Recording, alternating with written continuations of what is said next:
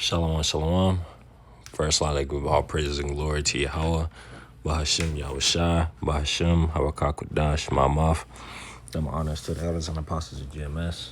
Honors to the elder of the Lions State Camp Har 1. Honors to the bishop of the Lions State Camp, Kanat. Coming with you with another lesson. So the topic of this lesson is going to be when a rich man speaketh, everyone listens and disregards the wise man. Or rich doesn't always equate to being wise. This is Sirach 13 and 22. Actually, since it's all in the same thing, let's see how far.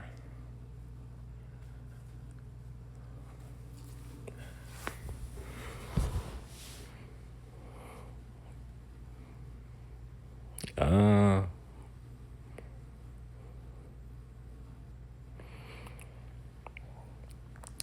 right. This is the book of Sirach 13 and 9. If thou be invited of a mighty man, withdraw thyself, and so much the more will he invite thee. Press thou not upon him, lest thou be put back. Stand not far off, lest thou be forgotten. Actually, I started a little too high. I'm going to start right here. God. This is Sirach 13 and 16. Actually, 15. 14. I might as well go through the whole trap there. Verse 13. Observe and take good heed, for thou walkest in peril of thy overthrowing.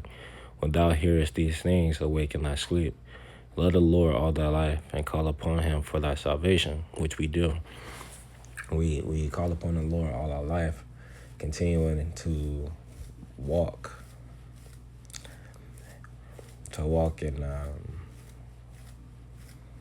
in peace, to walk in humility, and to serve the Lord. And it says, every beast loveth his like, and every man loveth his neighbor. So every beast that loveth his, every beast that's unto his own is going to like his own. And then it says, all flesh consorteth according to kind, and the man will cleave to his like. So it's the same way saying, like, birds of a feather flock together, or, you get that's so you are who you hang around. And who you're most like, that's who you're going to fit in the most with. Most of the time, And it says, what fellowship hath the wolf with the lamb, so the sinner with the godly? So it's the same way. What fellowship does the rich have with the poor? And what fellowship does the unbelieving have with the believer? The same way. Or the Christians with the Muslims, so forth and so forth. The truth against the darkness.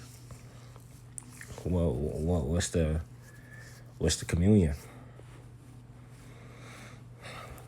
When it comes to faith, to the faith and belief. It says, what agreement is there between the hyena and the dog, and what peace between the rich and the poor? So what's the peace between the two? How can two walk together unless they be agreed? Being able to see things from one lens. Because the rich man's, most of the time, in today's society, the rich man's outlook is completely different than the poor man's. Because the poor man see everything based off faith, and most of the time, the rich man's faith is just based off of what he's accomplished and what he's able to do through his wealth. Unless they're in the Lord Yahweh Shem Yahushai. But in the good majority of cases, not every rich man knows about the Lord Yahweh Shem Yahushai. It says, as the wild ass is the lion's prey in the wilderness, so the rich eat up the poor, gone. And that's how it is set up today. But this in today's society, man, it's like they don't get crumbs. You know, the poor in the society, it's it's scraping for the. It's like putting into a bag with holes. That guy scraping the bottom of the pot, trying to make ends meet, while the rich continuously to take and coveteth to himself all riches, and just completely disregards the poor. That's the American dream. As the proud hate humility, so doth the rich abhor the poor. A rich man is beginning to fall is held up of his friends. Kind of like, let me go back up to 20. As the proud hate humility, so doth the rich abhor the poor. So, a lot of the times, people want you to boast, to be boastful, be proud. Especially Esau. In today's society, they want you to be proud. They take pride in being boastful, and they disregard the humble route, the route to least resistance. Instead, they choose the route of most resistance, and that's why so many instances where they be getting belt the ass, man, because they so damn prideful. Instead of humbling themselves, which the Lord hasn't given them the spirit to. It says a rich man is beginning to fall is held up of his friends, but a poor It says, but a poor man is being down is thrust away by his friends. Damn. So, that's showing a complete polar opposites.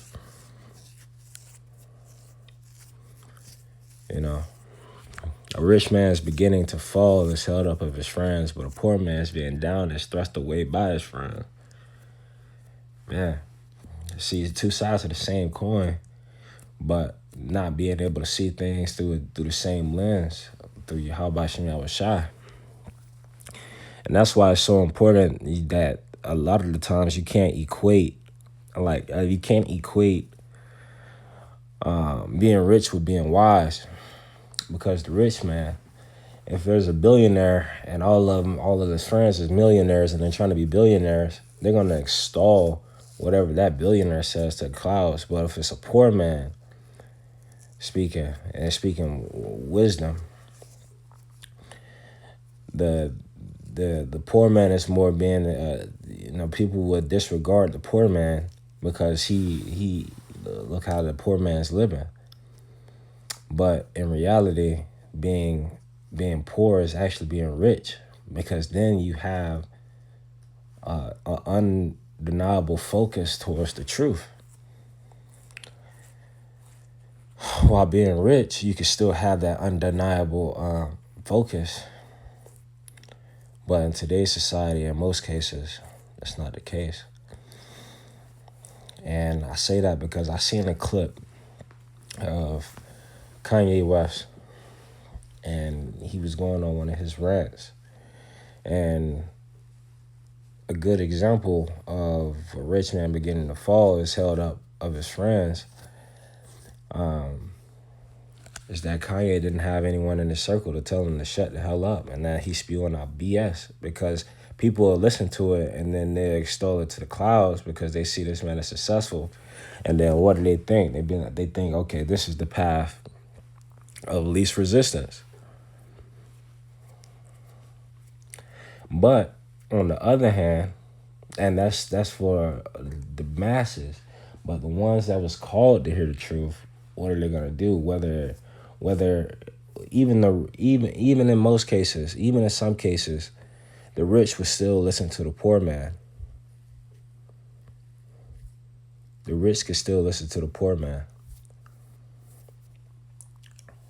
Because they even if they just humble themselves. And that's what it's about, being able to humble, being and having humility. to listen and to hear of the great things of Yahweh Shem Yahweh Shai, so they could turn their way right and not spew out nonsense and BS.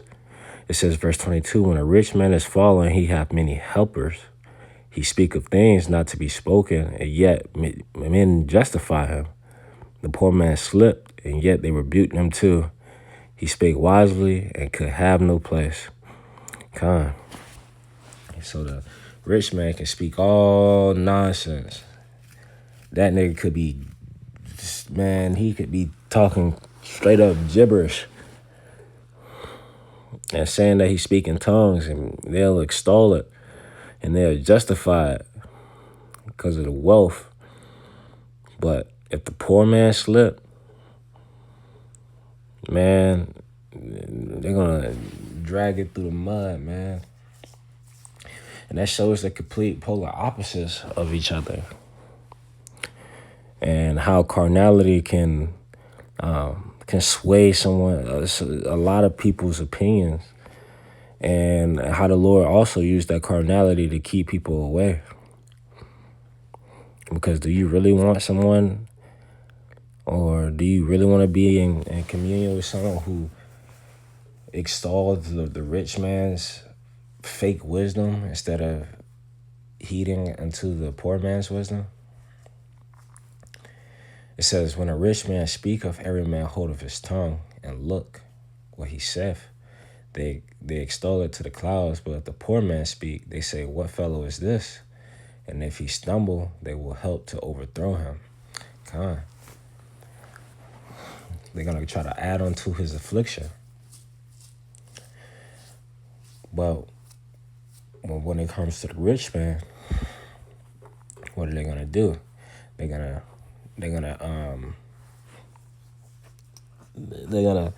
man, I don't know the political way to say that, man. They're gonna ride the bus, man.